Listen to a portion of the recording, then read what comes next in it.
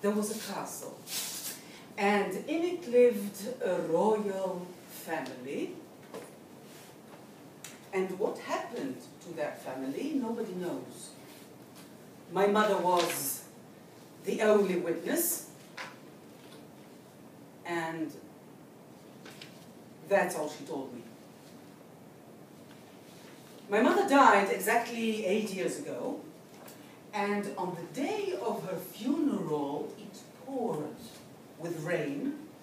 I was standing by myself at the cemetery gates, freezing cold. Excuse me, Rabbi, I'm here for the funeral of Helena Mitschmacher, my mother.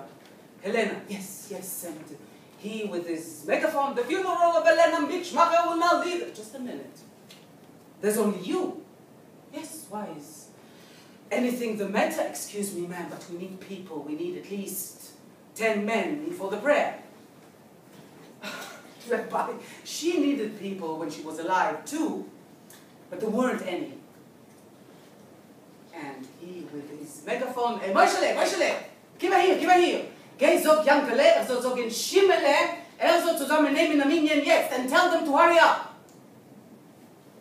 Within minutes, 10 men appeared from all over the cemetery. The gardener, the guard, the men washed the bodies, the stretcher bearers, and the driver of the van into which we were all ordered by the rabbi, together with my mother, and off we drove at top speed between the gravestones, me, my mother's body, and 10 black-hatted men, whereas like as 10 peas in a pod, humming prayers and eliminations, their bodies swaying incessantly, and it was cold and crowded, and I was scared that my mother would suddenly wake up and shout, "Quiet!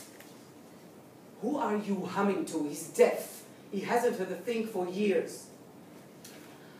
And we reached the grave, and the humming hats got off the van, took out the stretcher, and suddenly it seemed to me that she has disappeared.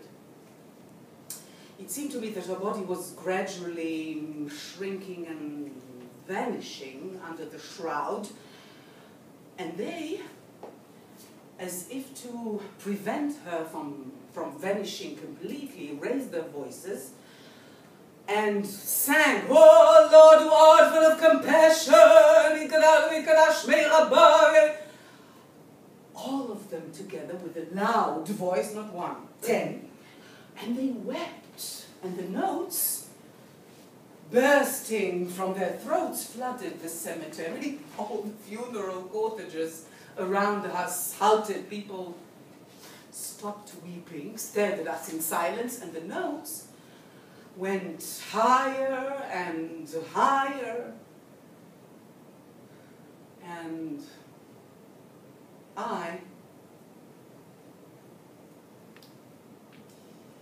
I only weep at the funerals of others. Without understanding how, I find myself driving to the old neighborhood. Here my mother lived in the big city, in a drab neighborhood with no castle. And here she raised me on her own, on the corner of Victory and Bravery Street.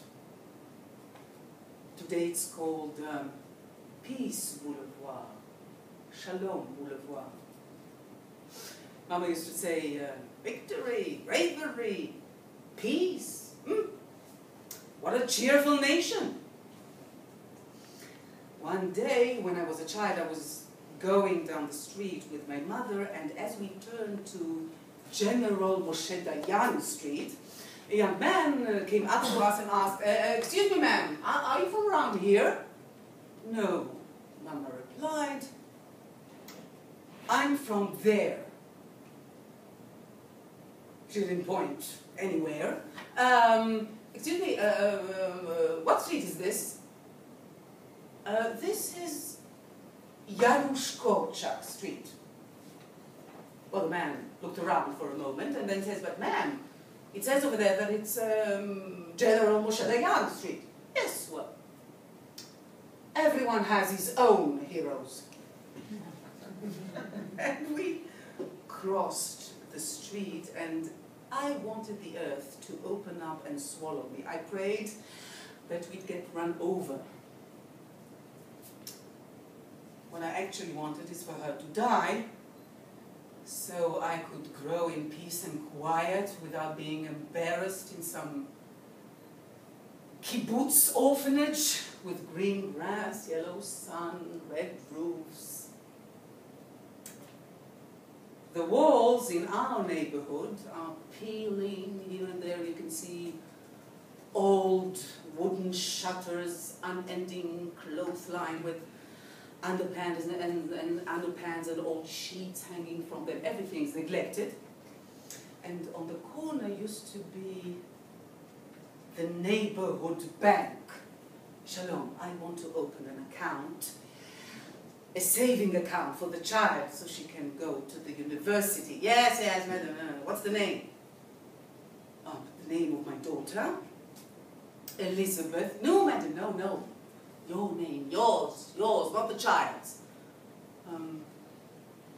Helena Mitschmacher. What? Helena Mitschmacher. No, madam, no, I don't have all day for you. No, what's the address? What's the address?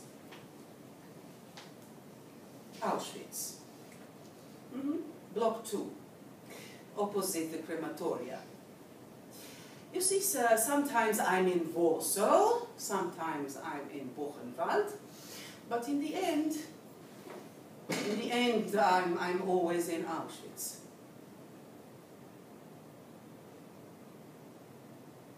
Don't look at me, I don't know that mad woman.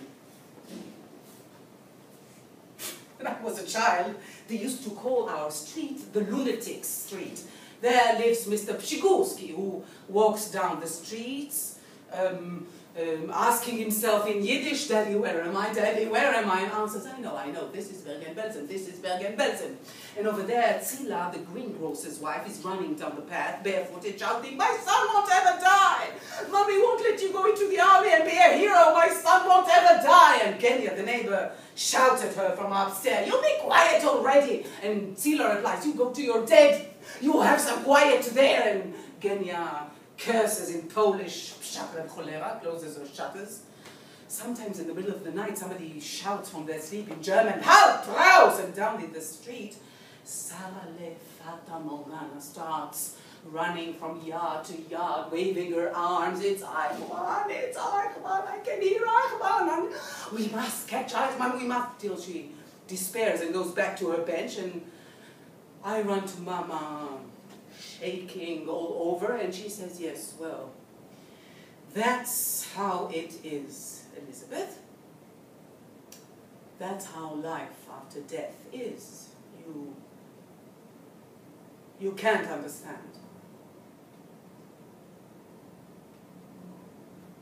What do you mean?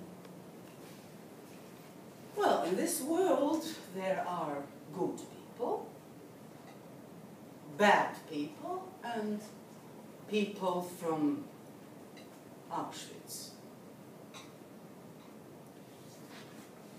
I don't understand. What do you mean? I don't understand. Well, maybe you'll understand when you'll grow up. Maybe. So I stopped asking. It's getting late. I can't contain myself, I must. I had to go up the stairs, 2 at the time, as I used to, and open the door. And all at once I'm hit by the smell of mildew and dust. In the cool light of the evening, everything in the house seems so old, empty. Elizabeth! Yes, mother, look, come in. Come in. Open the window and let in some air. Put the white cloth on the table. Lay out a few butter cookies in the crystal bowl and please serve the coffee only in the china cups. And Mummy, are you dead or not? And as always I hear her saying, you know quite well, Elizabeth, I'm of blessed memory and a diseased of long standing. And put some flowers into the vase, so it will be nice. I arranged the house for the 7 days of mourning, just as Mama wanted it. And on the hall dresser, I find, as always, a box of matches and a memorial candle. Mummy, why do you light memorial candles every evening? Memorial candles cost less than electricity. When I run out of money, I light candles. Good night, Elizabeth. Good night, Mother. She thinks I can't see her weeping. I lit the candle and thought that in our family, instead of birthdays with candles on the cake, we always celebrated the anniversary of everybody's death with memorial candles. And I think to myself, what am I going to do with this house?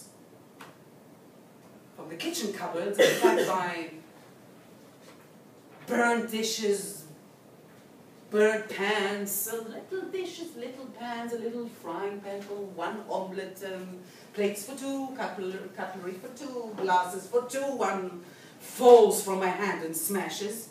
From the bedroom closet bursts a tidal wave of faded rags, Mama's old dresses, old stockings, old handkerchiefs, old shoes, old maybe 1,000 of my dresses from when I was 5. What am I going to do with it all? I feel like taking the lot, peeling it up in the yard and burning it. Just a minute, just a minute. Suitcases in the attic, maybe 5 brown suitcases. Mommy, why do we have so many cases? One day, when we'll have to leave, we'll put all the important things into the cases and we'll go. Yes, well, till then everything went into the cases. I dragged them down, opened them up, and in one case that was bursting with old textbooks, old notebooks, old books, reports, God knows why she kept it all. I find in a little old notebook a little handwritten note. Dear Mrs. Elena, please attend school at 9 a.m. for a meeting that will benefit you and Elizabeth. Sincerely, Carmela Gamzo, school nurse. Nurse Carmela, always wearing a green dress and a white coat, but with Carmela the white is whiter and the green is greener. And Carmela says, Shalom, Helena, Elizabeth, how are you? I'm glad you came. Sit down, sit down. Well, you see, Helena, not long ago I took an advanced psychology course. And it's important that you know, Helena, that today there are great developments in knowledge on subjects like children, family. So because you and Elizabeth are alone in the world, you must take into account, Helena, that, well, Elizabeth is still a little girl, and that's true, Mama says. So for her normal development, she needs a human role model. I understand, Mama replies. I'll take care of it. Within a week, Mama obtained a dog, a cock, a cat, 2 parrots. She called it Carmela Gamzu Therapeutic Zoo. But Carmela Gamzu still wasn't satisfied. It's a step in the right direction, Helena, but it's not enough. Elizabeth means, well, family, people. Do you understand, Helena? Do you understand? Yes, I understand. I'll take care of it. A few days later, Mama calls me in for a talk. Look, Elizabeth, tomorrow a stranger will be coming to live with us. Why? What happened? He's working in Tel Aviv and he's renting a room with us. It's good for your development. And I hope that Gamzu won't call me in anymore. Besides, if you have to say he's your father, I'll say he's my husband, and that way nobody will ask any questions. A few days later, a man with a big suitcase arrived, settled into our living room. Most of the time was silent. But every morning he was shaving with a modern electric shaver that made a noise. Mama and me woke up very early in the morning, every morning, because of the shaver, and we cursed Nurse Carmela, but the neighbors no longer asked Helena, why don't you get married? And nobody shouted at me, Elizabeth, your father's dead. And Carmela Gamzu was satisfied, and our bank account grew, and the man was silent most of the time, till one day a kid from the neighborhood shouted, hey you, your daughter's in the park. You're talking to me? Yes, you're Elizabeth's father, aren't you? No. Not that I know of. Next day again, the neighbor met him. Shalom. I just have seen your wife at the grocery. She was buying lots of goodies for supper, so enjoy. Bye-bye. The man came home.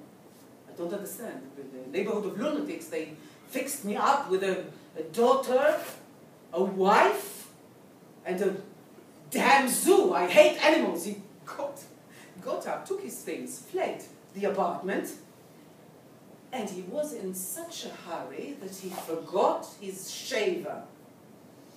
Since then, every time a stranger came into our apartment, Mommy used to put the shaver in a prominent place so they won't know that a widow and her father's child live in the apartment.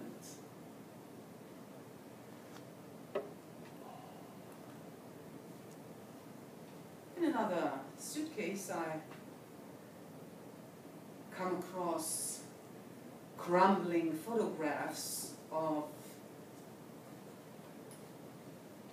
relatives, perhaps. Elizabeth only put photographs into the album that won't do any harm. Who can they harm? I mean, what can they harm? And then I noticed that all the people in the photographs are blonde and blue-eyed. Mama too. But Mama had brown eyes. She had painted every brown eyes with blue ink.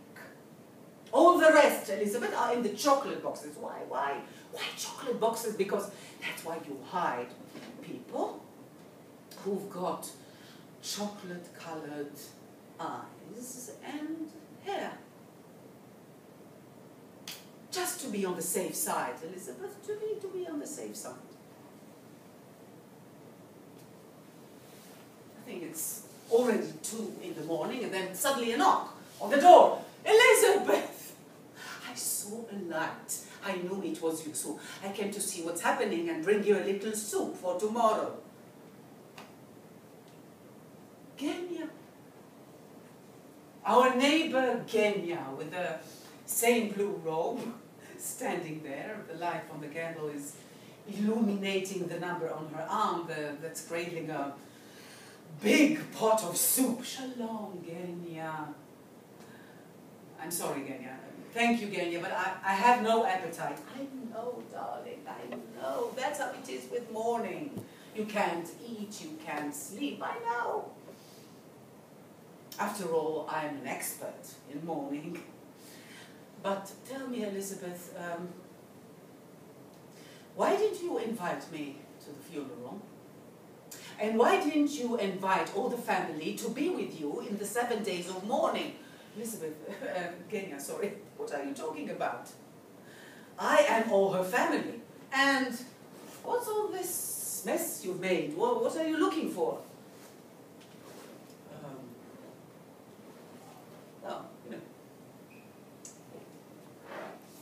Looking for relatives to invite them to the 7 days of mourning. Elizabeth, you don't know anything. You don't understand anything. I am her family too. The whole neighborhood is her family. We are one big family. And all at once, I remember, one day I came back from school. Mama was already waiting for me at the door. Elizabeth, come quick. We're going to Haifa. We found family. And we set off from home to the bus stop, from the bus stop to the railway station, from the railway station to the Haifa bus. All the way my heart was bursting with fear and joy that we would soon have a family, not just Mama and me, a widow and her fatherless child, but a real family. We arrived, a house, a door, steps, nameplate, the home of Bella and Mark Michmacher. Mama knocked on the door opened, and a fat man with a nice smile said, "Shalom, shalom." And the moment we heard his Hungarian accent, we knew we had no family here. He told us to go to a kibbutz near Haifa where there was a man called Mark Michmacher too. We went. At the kibbutz, we've met a man, blue shirt, shorts, the smell of cows, and he said, "Shalom, yes, it's me. And my name is Meir, yes, Mark has stayed only as a nickname. Meir Tzaba, Michmacher, I erased a long time ago." We sat onto a bench, and Mama looked at Meir Tzaba into his eyes, at his eyebrows, his ears. Perhaps he resembled someone from there. Maruchka, who do you remember from there? Who do you know? Who do I remember? Who cares? I immigrated from Poland a long time ago, almost as a child. My parents were angry, but I was a Zionist. That's what saved me. I immigrated to Palestine. It wasn't very easy, but here, you know, as we say, I was reborn. But tell me, why is your daughter so thin and pale, and what's with these old-fashioned clothes in summer? It's the Mediterranean here, it's not Europe, it's hot. And tell me, why didn't you come before the war?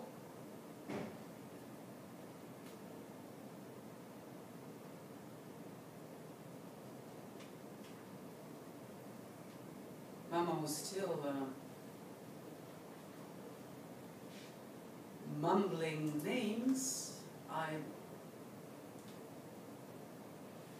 never heard before. Zelig, Kalman, Moshe, and Frida, Ephraim, Tzchak, Peppa, Nina. Maybe you remember, Mauchka. Maybe you heard something, and maybe you remember. No chance. Sorry, I can't remember. I don't know. And please, if you don't mind, my name is Meir. Yes, Meir Tzaba. Nice, authentic, Israeli name. It's better in Hebrew, no?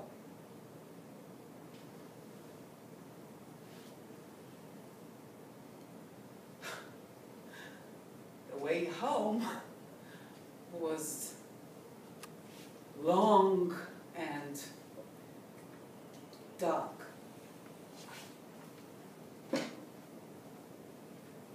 Mama, who is Zelig?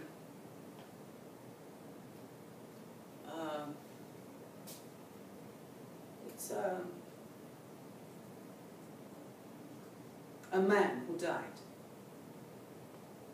Next day, Genya asked, "To Helena, how was it? How was it?" They all died. Genya, they are all dead.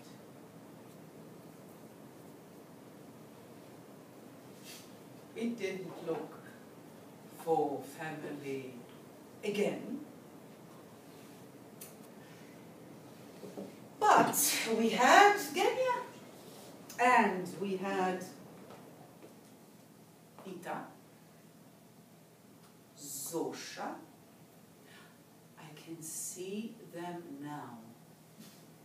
Alive, like in a film, as if none of them are dead. Ita, Zosha, Fanny, Gita, coming for afternoon coffee at Helena's. Ita is always the first to burst in, tall, unruly hair, barefoot, always wearing a colorful flower dress. Ita, doesn't walking barefoot hurt you? No, darling, nothing has hurt me for years. And she's followed by tap-tapping Zosha. Yellow hair, heavily sprayed into a beehive. Her trademark is her oi. Shalom Zosha, how are you? Oi, shalom.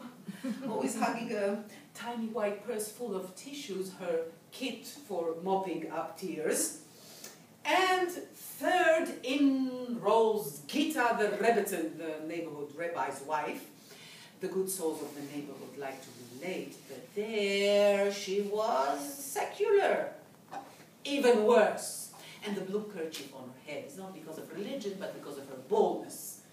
Because when the war broke out, her hair fell out all at once. And Fanny, the bombshell, the model, they called her, thin, blue eyes, blonde, expensive silk suits. Fanny always liked to be late. And the foursome get together regularly at our apartment round the usual table with the usual refreshments for afternoon coffee. I run to the other room. Mama serves, the light is dim, shutters are closed. Mama serves coffee in china cups, butter cookies. And suddenly she says, "Now." Fanny takes a mirror from her purse. It's not because of the lipstick. It's been a habit since then. You see, I just have to check every now and again whether I exist. Zosha opens a bag, pull out some tissues, pile them up, and then she begins with her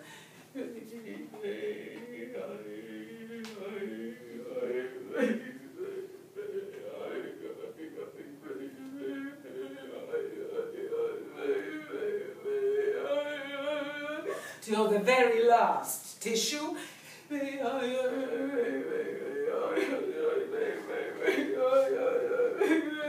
Ita suddenly shouts, "Pshaka, cholera, kurves, chazeres," curses in Polish, "Pshaka, cholera, kurves, chazeres, pshaka, cholera." Mommy gives Ita a glass of water. Zosha takes it because she's already dehydrated from shedding tears, and then Gita gets into her character. Shema Yisrael, Adonai Eloheinu, Adonai Echad. Pshaka, cholera, kurves, chazeres. And the Gita calls upon the Lord of the universe to come to the meeting. And if he's too busy and can't come, so at least he should listen. And all at once, Mama emerges from her silence. If he didn't answer then, why are you calling on him now?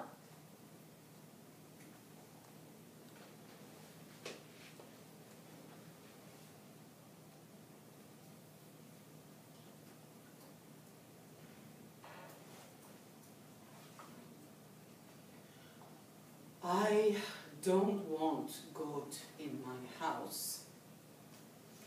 And she shouldn't invite him at my expense. If she wants him, she should call him to her, to the synagogue.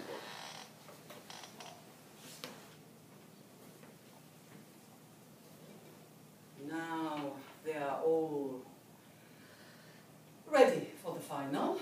Collect coats, purses, and themselves. Shutters are opened, lights switched on in every room. Mama sees me peeping.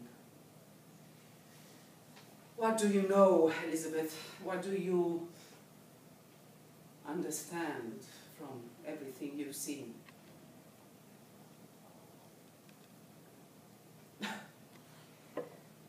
Yes, what do I know? What do I understand?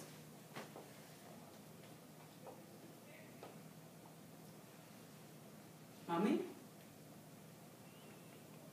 Don't understand. Doors fly open in the neighborhood.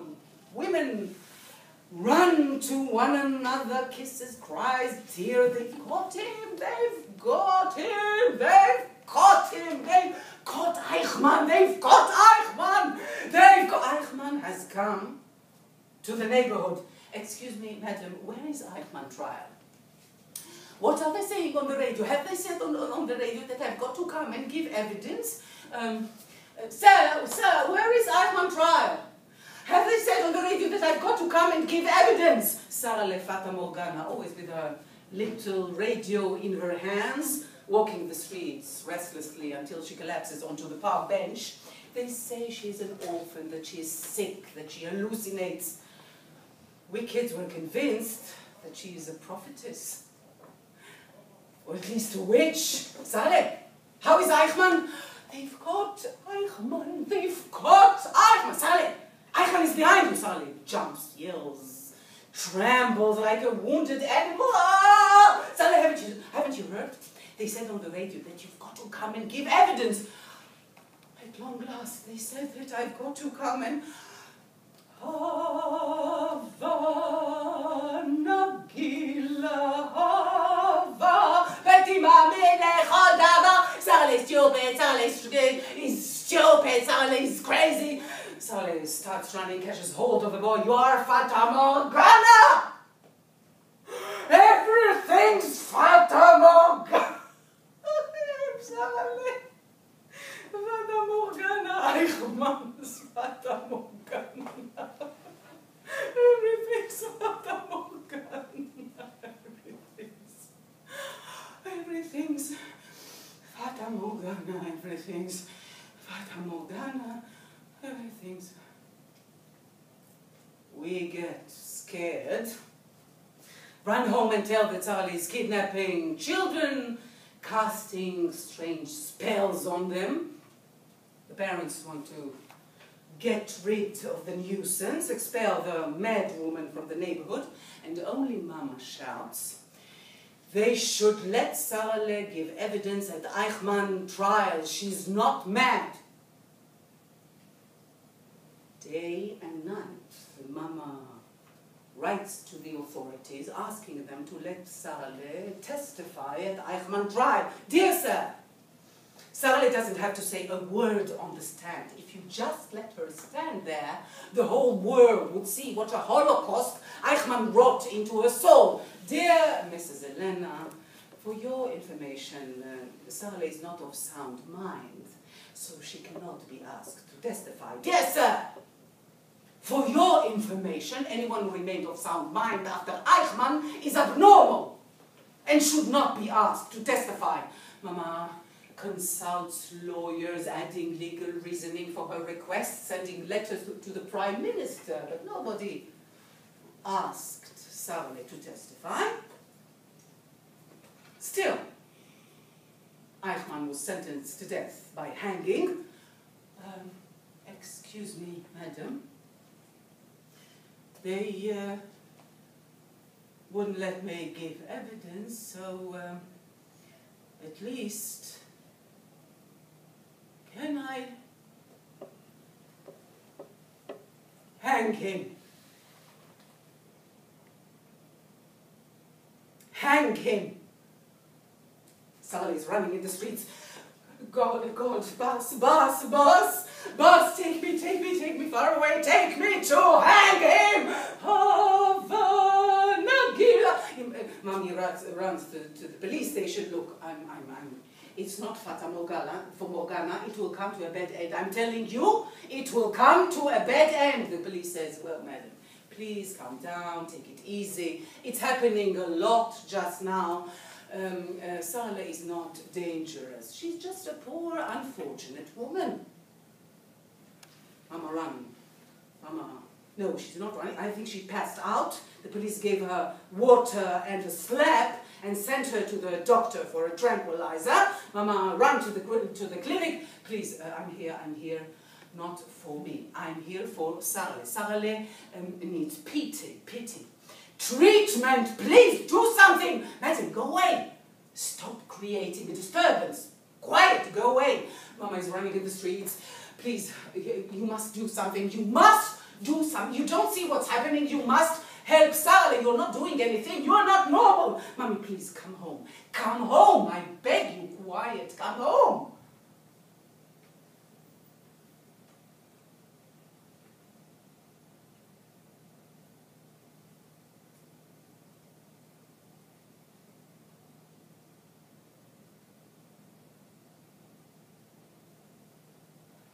The day Eichmann was hanged,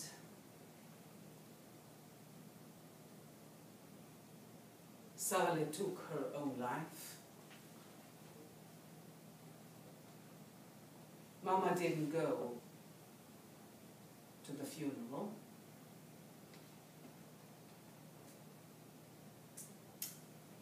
Life came back to normal.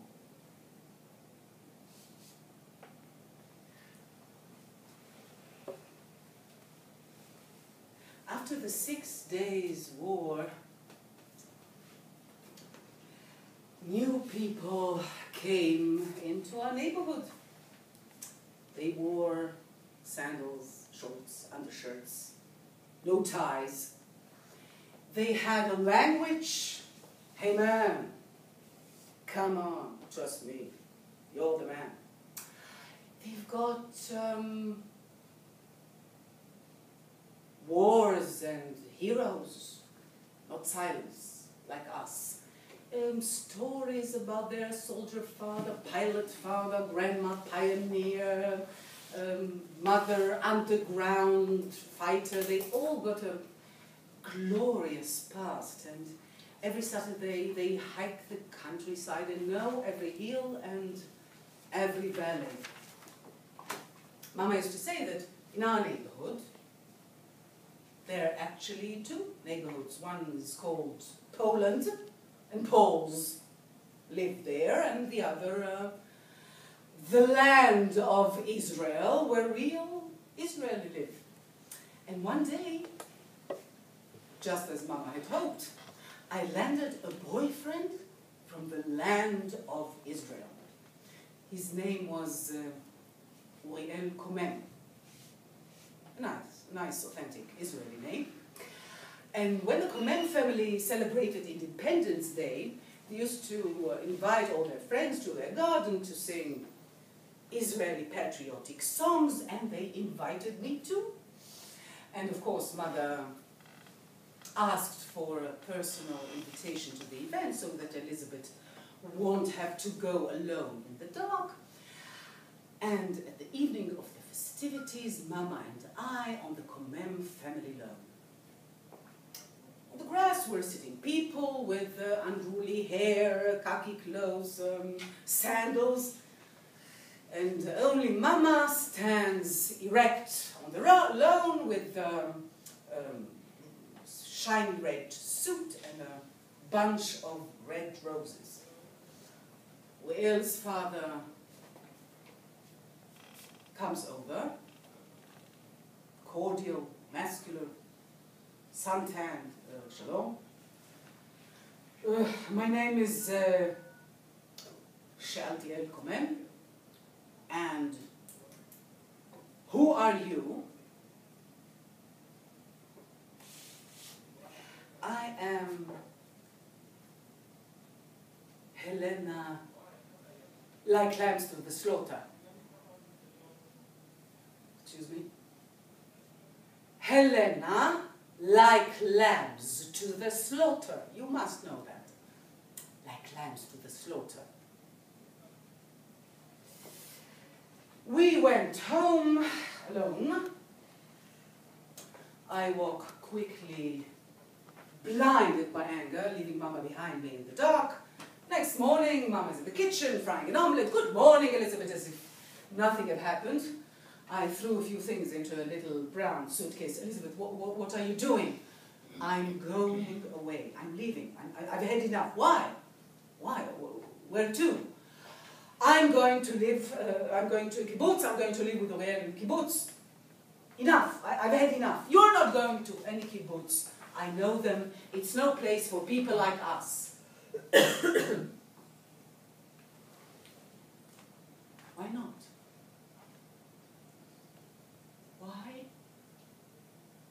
not?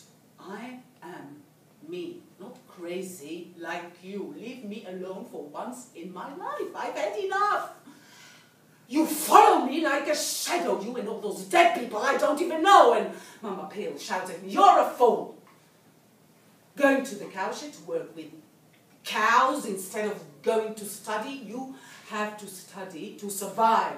What would you do when a war breaks out? Go run away to the orchard? Throw vegetables at the enemy? You don't understand anything. You don't know anything. And I'm on the stairs, turn around and yell, I wish you were dead!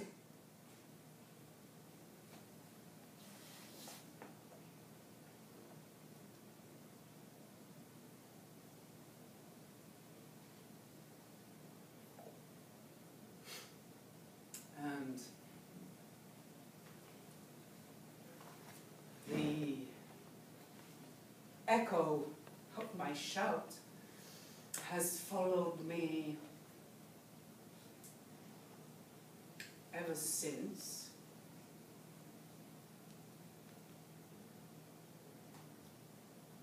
And gives me no peace.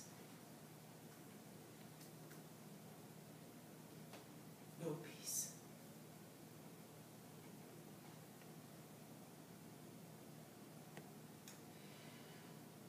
I went for the kibbutz.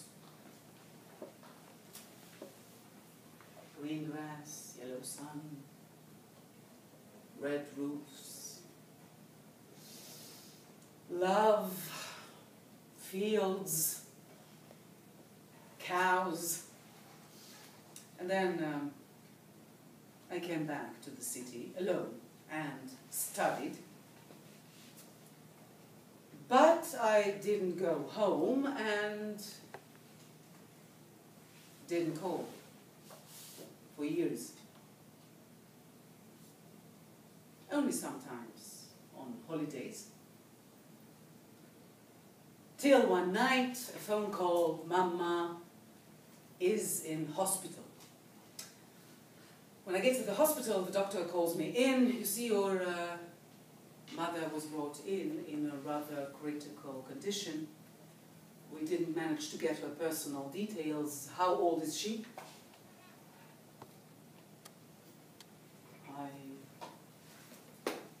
I don't know. Were there any illnesses in the family? Well, as far as I know, everybody died healthy. Did she suffer from anything in particular? Yes. From what? Nightmares, mainly. Is there any relative, a doctor, a brother, an uncle, someone who might know? Yes. Where? Auschwitz. Block 2, opposite the crematoria. I hear mother answering from my lips. I'm sorry, doctor. I'm sorry. You see, I just, I don't know. You see, Mama used to say that dead were her department. Your department, Elizabeth, is the future. And what you don't know, Elizabeth,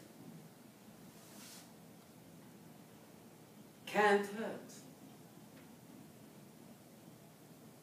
Can't hurt.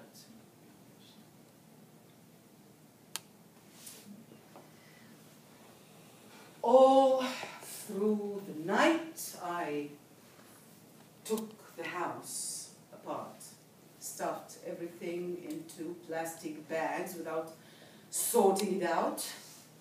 In the morning, I put all the important things into a little brown suitcase, the remains of the royal family. Actually, now I am the only witness.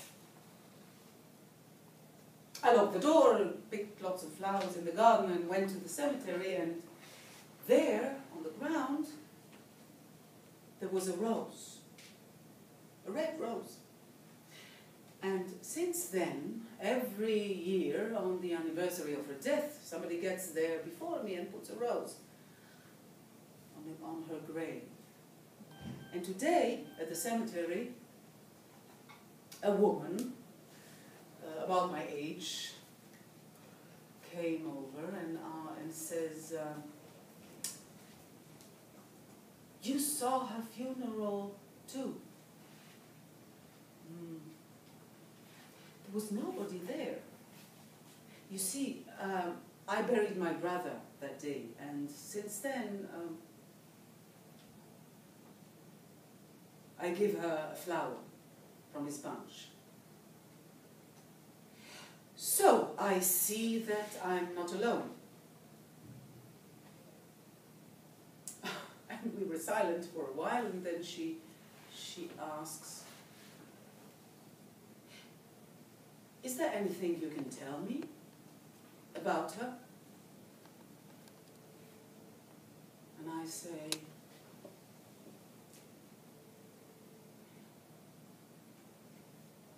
not much. Not much.